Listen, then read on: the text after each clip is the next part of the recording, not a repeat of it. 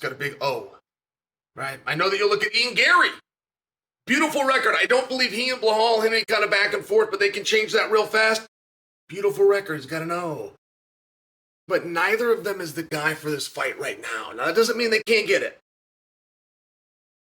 Kamaru Usman or Colby Covington. Now, we're going back to guys who have already had that shot, and there is something to be said for parity.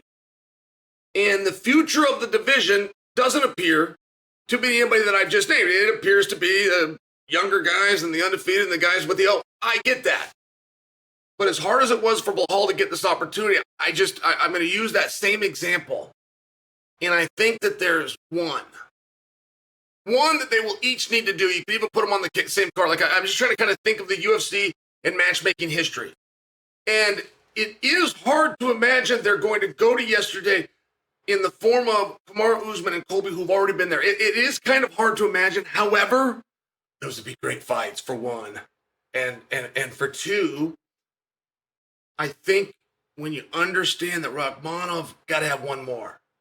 Ian Gary's got to have one more and maybe two. And when you start to look at that, all of a sudden, I think it starts to make a lot more sense to you.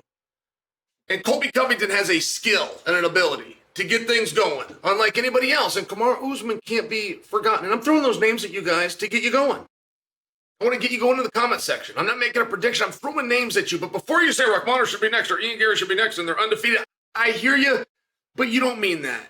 And you don't think either one of them is ready to headline a pay-per-view opposite Belal Muhammad. No, you don't. You don't think either one of them is ready to sit down at a press conference opposite Belal and entice and entertain a crowd. So it's food for thought. It's an incredible night for Muhammad. I'd love to hear what you think. Kamaru Usman, Colby Covington. Who do you want to stand across from the new champ?